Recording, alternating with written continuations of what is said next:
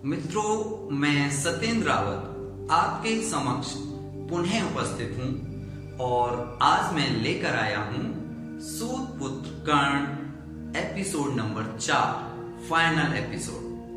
यदि आपने इसके पहले के एपिसोड नहीं देखे हैं तो कृपया इसके डिस्क्रिप्शन में जाकर पहले आप उन्हें देखिए और उसके बाद फाइनल एपिसोड में मेरे साथ जुड़िए।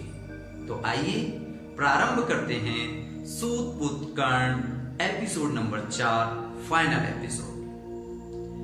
महाभारत का युद्ध क्षेत्र, महाभारत का युद्ध क्षेत्र, कुरुक्षेत्र है तैयार। महाभारत का युद्ध क्षेत्र, कुरुक्षेत्र है तैयार। एक तरफ है कर्ण तो दूसरी ओर गांडीव की टंकार, गांडीव की टंकार। दोनों ओर से होंगे, दोनों ओर से होंगे एक से एक बढ़कर वार। देखना अब यह होगा क्या निकलेगा इसका सार, क्या निकलेगा इसका सार। युद्ध क्षेत्र में कौरवों और पांडवों की सेनाएं आमने सामने डटी हुई हैं। आज युद्ध के मैदान में कर्ण के साथ शल्य दिखाई देते हैं। शल्य नकुल और सहदेव के मामा जी हैं, जिन्हें दुर्योधन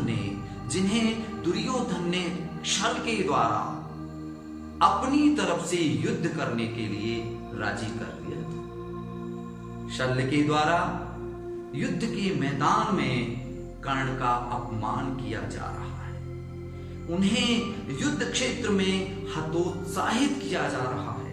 दोनों के बीच विवाद हो जाता है। उसके बावजूद भी कर्ण बाणों की बौछार करने के लिए, अर्जुन से युद्ध करने के लिए उतावले हैं और यहाँ पर अर्जुन और कर्ण का भीषण युद्ध प्रारंभ होता है। इस प्रकार प्रारंभ होता है कि करने लगे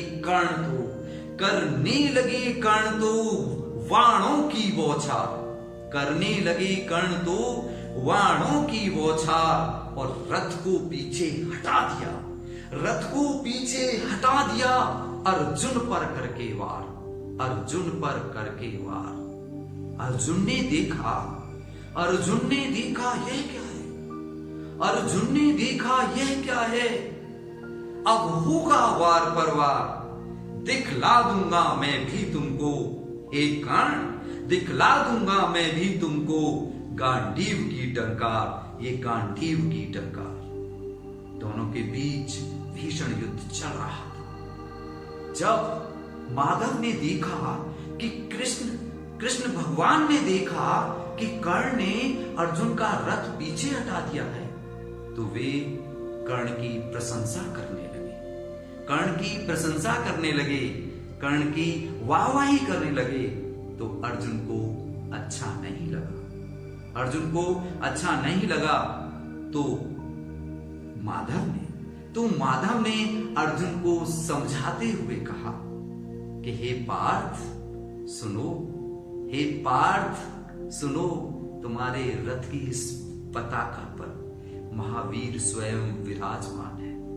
पहियों पर, रथ के पहियों पर, तुम्हारे रथ के पहियों पर शेषनाग विराजमान है और मैं स्वयं तुम्हारे साथ हूं। उसके बाद भी कर्ण ने तुम्हारे रथ को पीछे हटा दिया। तो हे पार्थ सुनो,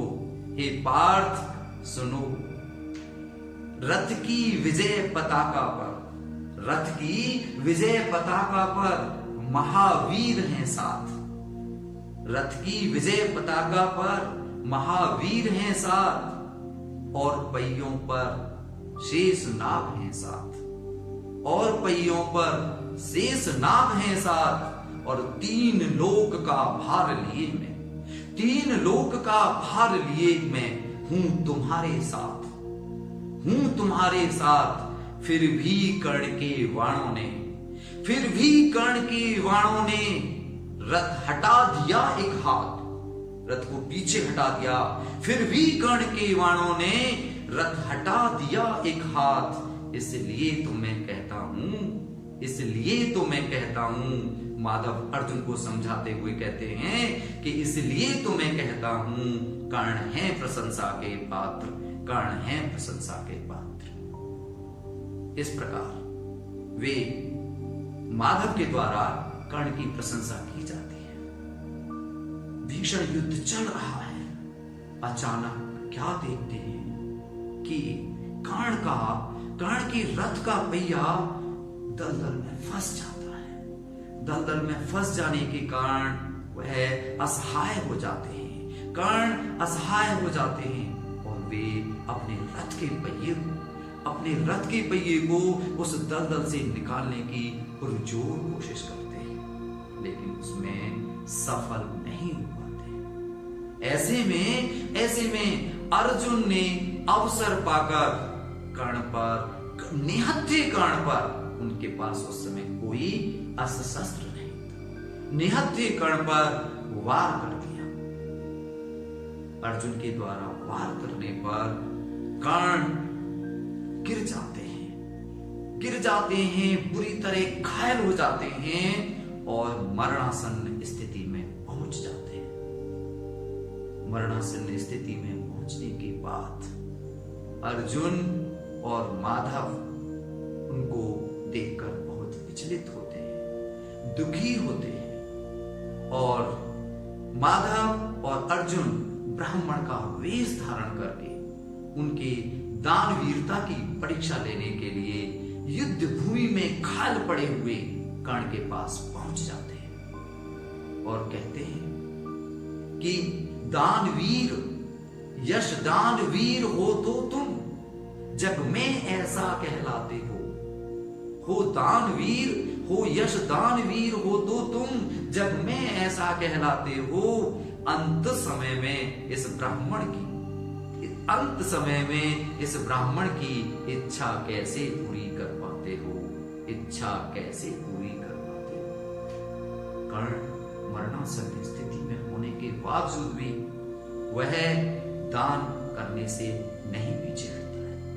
वह अपने दांत में लगे सोने को निकालता है और उसको पवित्र